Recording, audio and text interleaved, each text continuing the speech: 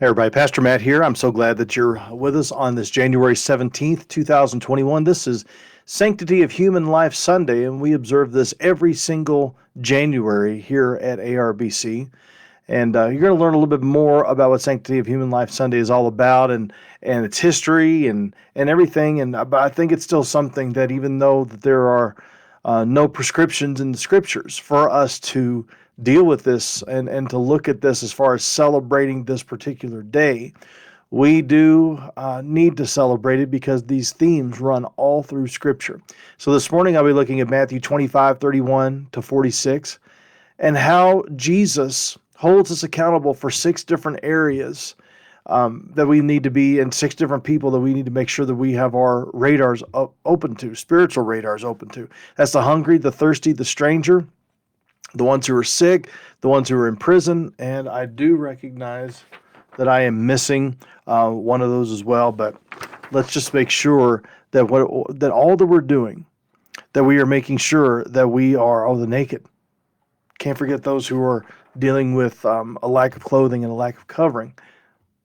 But in the midst of all of this, in the midst of covering and looking up and researching for Matthew 25:31 to 46, I'm always grateful when God brings along other scriptures. And some of those other scriptures, it helps us not only to paint the picture in that area, but also could be something that stands on its own as we begin to look at this. So narrowing the gospel, or not narrowing, we keep the gospel narrow, meaning we keep it in the parameters that God has given to us. He tells us how to be saved, who will be saved, what it means to be saved. He tells us all of these different things, which we have to make sure that we are keeping that clear. But I want to read to you Mark 9, beginning in verse 38.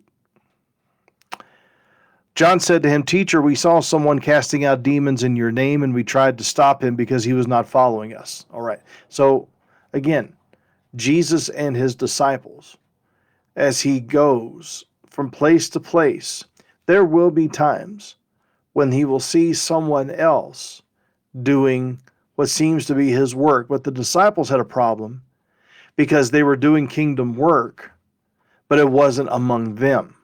So did that mean that if there's kingdom work that is being accomplished, that is not in our little circle, does it count?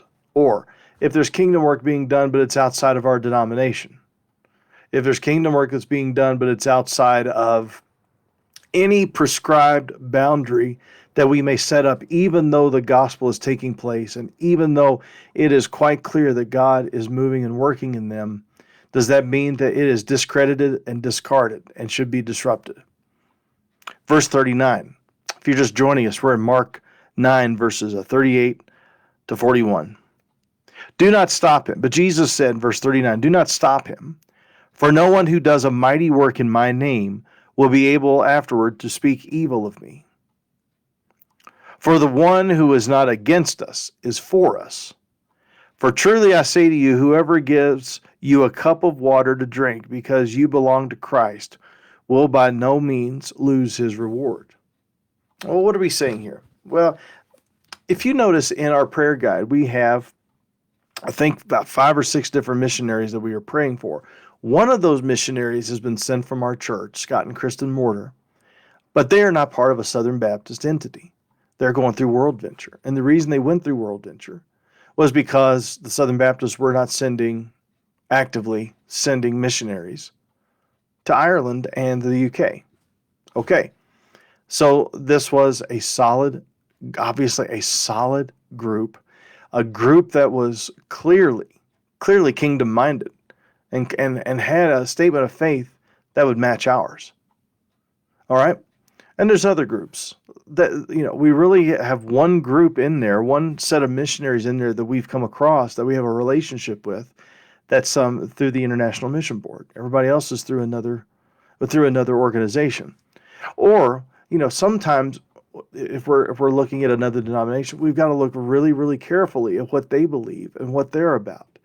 And is there a way where even if we may not be a part of each other's church because of statement of faith, Is there something about them where we could partner with them in gospel work, even as we may disagree on things? And what are the things that are worth disagreeing over? And what are the things that are the non-negotiables?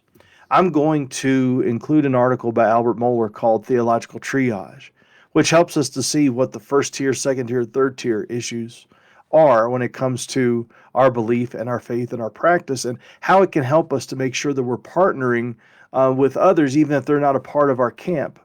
But to go back around in Mark 9, verses 38 to 41, the disciples were ready to discard someone because they weren't in their little circle. And sometimes we are that way. Even though if kingdom work is being done, we're ready to discard others in our little circle that aren't in our little circle as well. And I just think there are times when we're better together than we are apart. We keep the gospel narrow. We keep what Christ has said about himself and about his work. We keep that within the boundaries that God has given. But when it comes to other matters, I think it's important for us to make sure that we can still partner with other kingdom people, even if they are not necessarily directly involved in our camp. And I think it's just something for us to think about.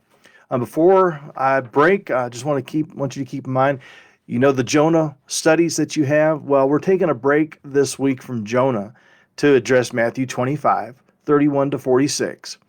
And we're taking a break in order for us to be able to address this for Sanctity of Human Life Sunday. So we have a special study guide for you. It's just a single sheet of paper, but it's a 5-day study, Monday through Friday. And it will help you to be able to go through what you've looked and what you've heard during this particular sermon and during this particular day. So I'll include that below as well. But if you're having to come and you prefer to have something in person, we have some copies for you to pick up. So, hey, thanks everybody. Good to see you all. And I hope that in the days ahead that we can see the sanctity of all life, the sanctity of all human life, especially when it comes to, and when there's a recognition that God made us all in his image, but he also made us to love him and to worship him. And that's why Christ came, was to rescue us from our sin and our brokenness and to rescue us to his meaning and purpose and design. But it's only through Christ. It's only through his death that took our sin and through his resurrection that conquered death. So I pray that if you have any questions about what it means to be a follower of Jesus and what we're talking about, don't hesitate to reach out. All right? God bless you all. So thankful that we can be together today. Take care. Bye-bye.